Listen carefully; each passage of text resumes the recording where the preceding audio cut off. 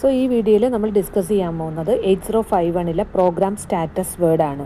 Programme status word എന്ന് പറയുന്നത് ഒരു ബിറ്റ് അഡ്രസ്സബിൾ 8 ബിറ്റ് രജിസ്റ്ററാണ്. 8051 ബിറ്റ് അഡ്രസ്സ് ചെയ്യാൻ പറ്റുന്ന 8 ബിറ്റ് സ്പെഷ്യൽ പർപ്പസ് രജിസ്റ്ററാണ്, സ്പെഷ്യൽ ഫംഗ്ഷൻ രജിസ്റ്ററാണ് എന്തെന്ന് പറയുന്നത് ഈ പ്രോഗ്രാം സ്റ്റാറ്റസ് വേർഡ് എന്ന് പറയുന്നത്. അപ്പോൾ അതിന് 8 ബിറ്റുകളുണ്ടല്ലോ. അപ്പോൾ നമുക്ക് D0 മുതൽ D7 വരെയുള്ള 8 ബിറ്റ്. D7 ബിറ്റ് എന്ന് പറഞ്ഞാൽ ക്യാരി ഫ്ലാഗാണ്. ഓക്കെ, ഈ ക്യാരി ഫ്ലാഗ് സെറ്റ് ചെയ്യുന്നത് എപ്പോഴാണ്? D7 ഒരു ക്യാരി വരുമ്പോൾ അല്ലേ, MSB ബിറ്റിൽ ഒരു ക്യാരി വരുമ്പോഴാണ് D7 ഫ്ലാഗ് സെറ്റ് ആവുന്നത്. ഓക്സിലറി ക്യാരി എപ്പോഴാണ് സെറ്റ് ആവുന്നത്? D3 നിന്ന് D4 ഒരു ക്യാരി വരുവാണെങ്കിലാണ് ഓക്സിലറി ക്യാരി സെറ്റ് ആവുന്നത്. ദെൻ D5 ബിറ്റ് എന്ന് പറയുന്നത് ഒരു ഫ്ലാഗ് ബിറ്റാണ്, അത് ജനറൽ പർപ്പസിന് വേണ്ടിയിട്ടാണ് വെച്ചിരിക്കുന്നത്. ഇനി D4ഉം D3യും വെച്ചിട്ടാണ് 8051 നമുക്ക് 4 രജിസ്റ്റർ ബാങ്കുകളുണ്ട്.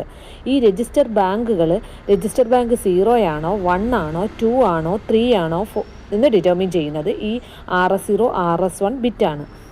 RS0 RS1 ബിറ്റ് 00 ആണെങ്കിൽ രജിസ്റ്റർ ബാങ്ക് 0 ആയിരിക്കും സെലക്ട് ചെയ്യുന്നത്. അതിൻ്റെ മെമ്മറി അഡ്രസ്സ് എന്ന് പറയുന്നത് 00H മുതൽ 07H വരെയാണ്. അതല്ല RS1 0യും RS0 1 ആണെങ്കിൽ, ദാറ്റ് 01 ആണെങ്കിൽ രജിസ്റ്റർ ബാങ്ക് 1, അതിൻ്റെ മെമ്മറി 08 മുതൽ 0FH വരെ നിങ്ങൾ സ്ക്രീനിൽ കാണുന്നുണ്ടല്ലോ. സോ അങ്ങനെ 4 എണ്ണം. ഇനി നമ്മൾ D2 ബിറ്റ് എപ്പോഴും എന്താ വരുന്നത്? ഒരു സൈൻഡ് അരിത്തമെറ്റിക് ഓപ്പറേഷൻസിൽ ഓവർഫ്ലോ എന്ന് വെച്ചാൽ നമ്മുടെ ലിമിറ്റിനപ്പുറം പോവുകയാണെങ്കിൽ ഈ OV ഫ്ലാഗ് സെറ്റ് ആവും. ഓക്കെ, ഇനി ഒരു D1 ബിറ്റ്. ആ D1 ബിറ്റും യൂസർ ഡിഫൈൻഡ് ഫ്ലാഗാണ്, അത് ഫ്യൂച്ചർ യൂസിന് വേണ്ടി റിസർവ് ചെയ്തിരിക്കുക. D0 bit parity ബിറ്റാണ്.